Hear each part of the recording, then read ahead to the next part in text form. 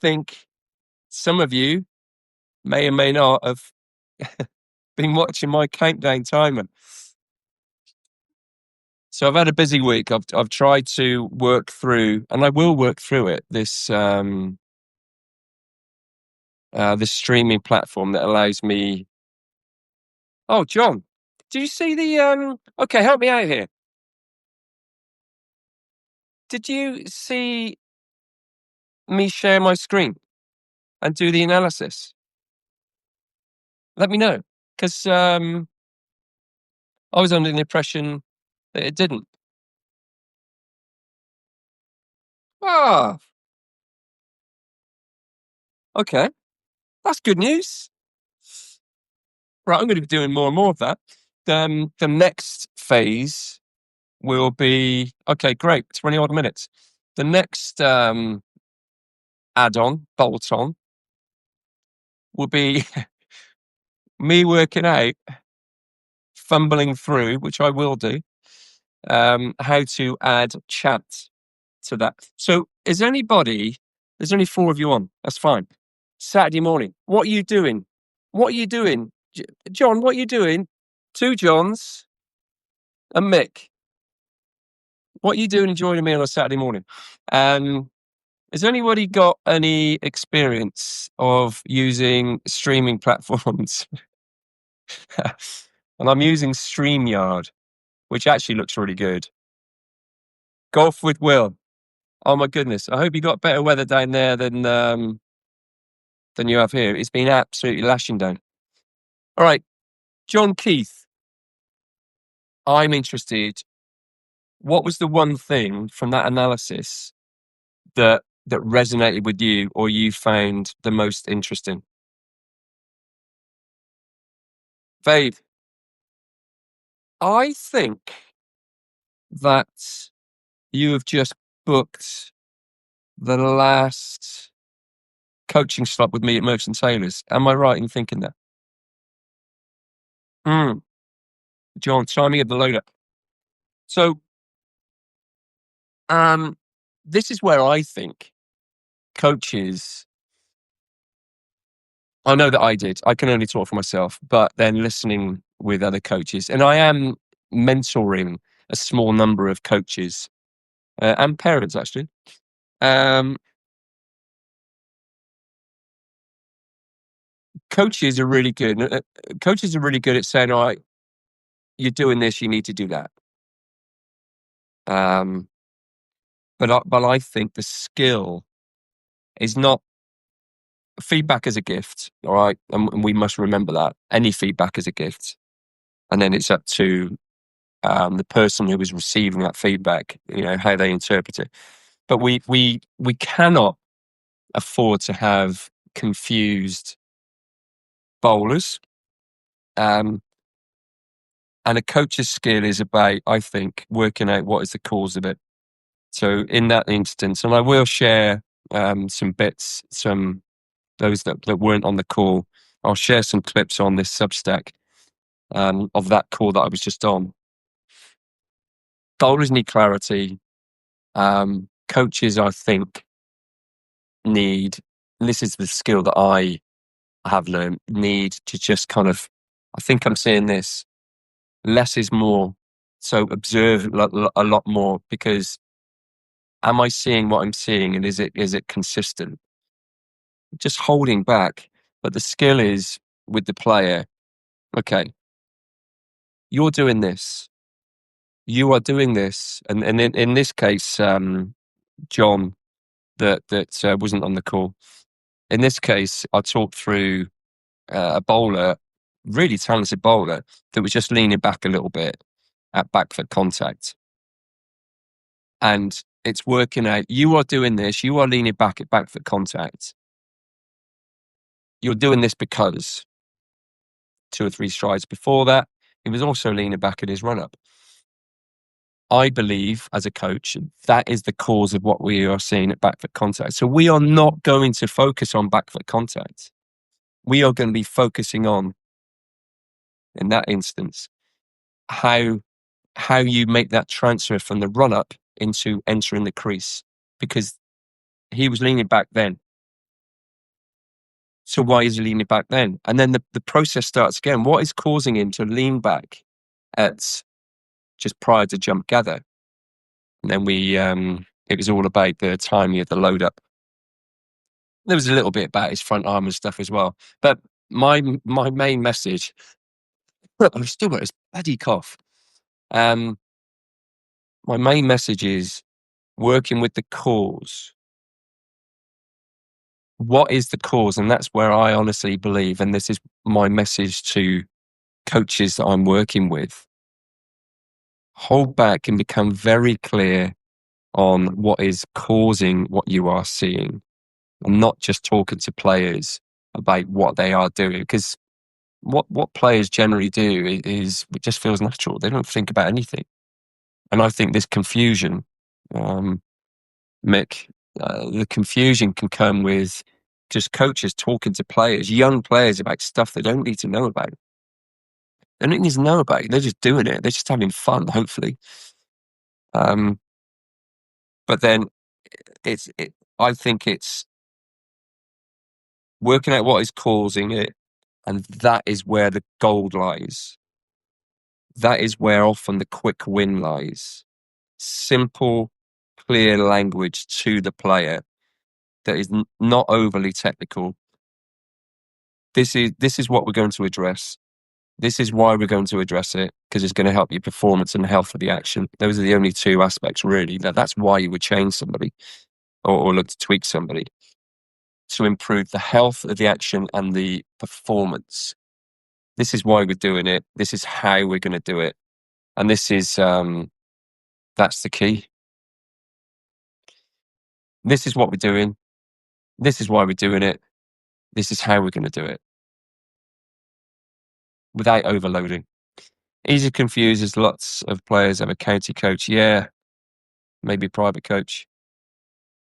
Okay, so I can only talk about, now, I'm no longer working at Warwickshire, for those that, I know, Mick, you already know that. Loved my time there. I've had an amazing run in professional cricket, like so many experiences, and I will talk about a lot of them. What I have learned, the successes, the many failures, because that's all part of the process. But I've had a hell of a run in professional cricket, who have made me who I am today. But I'm no longer working at Warwickshire. I'm no longer working at professional level, but I am loving working with young players. This is now where very quickly, actually, since the end of the season, this is now where my passion lies. And for those that have joined me on my Tuesday night calls, we've got another one to go. I've been talking through developing pace bowlers, taking a long-term approach, literally from 10 to 12, 13 to 14. On the last call, we did 15 to 16, going through that maturation stage, the considerations of going through growth spurts.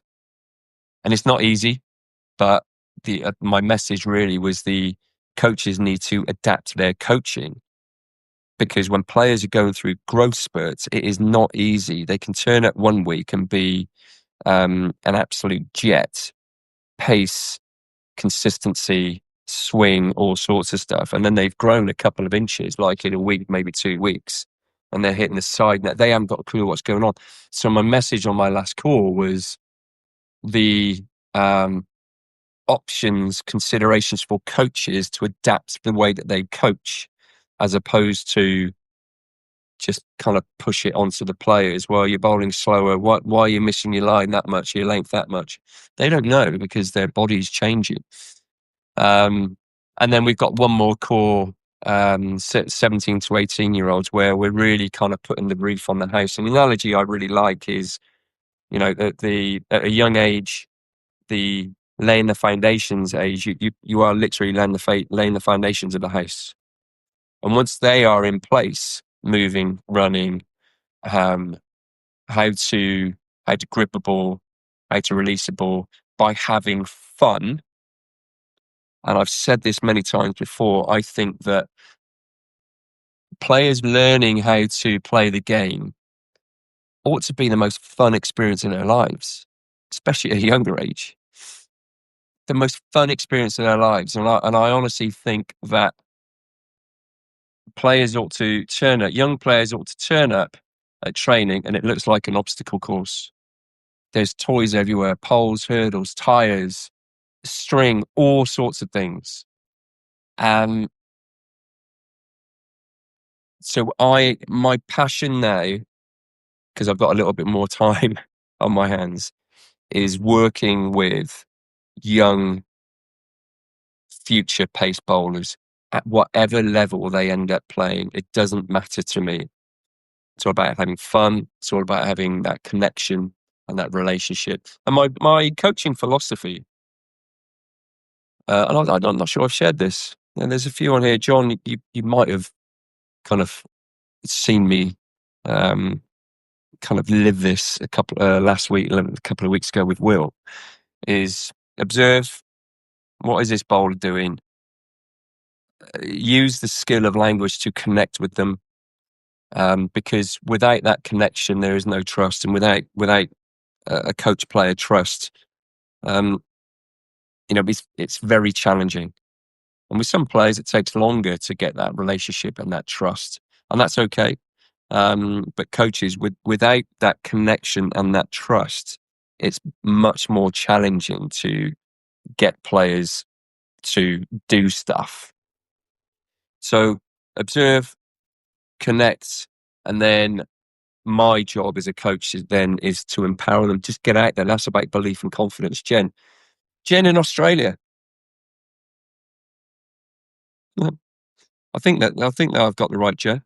If I have, wow. How's your evening going?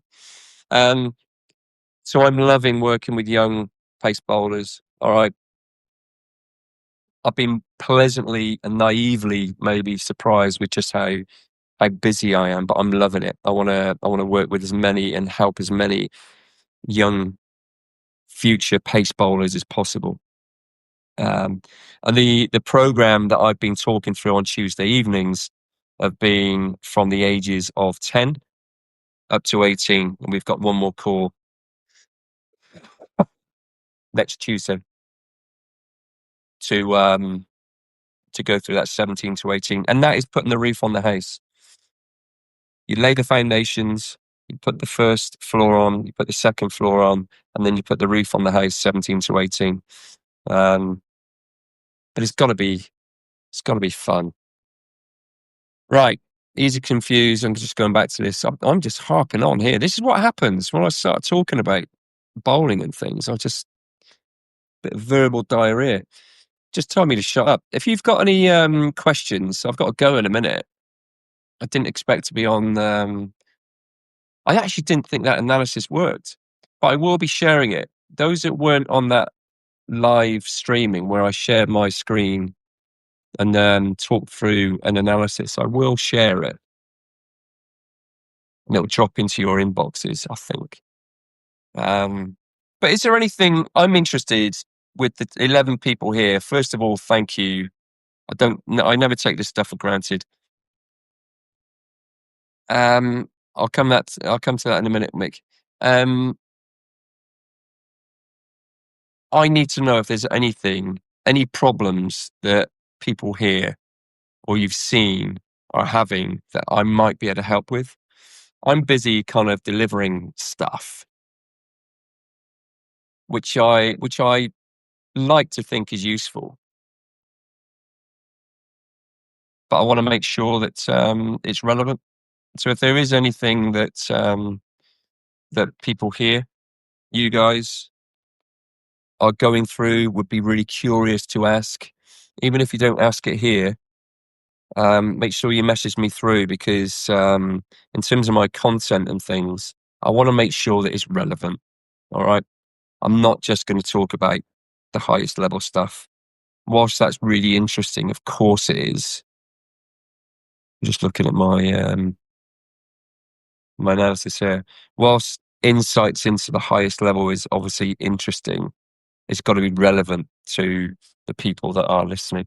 Easiest way to delay load up. I'm going to be covering that, Mick. There are some drills that I use to help with that. I do like lowering the intensity of drills to give it, because it gives, I think, the player the best chance possible of feeling.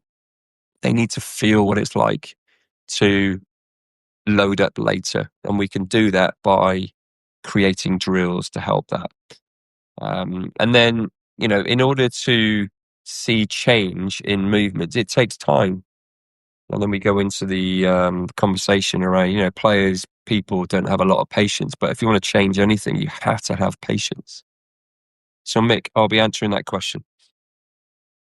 How's Joe getting on? I've literally got 2 minutes before I need to go and have some breakfast because I am on duty. We are, the house is on the market. This is the update from us.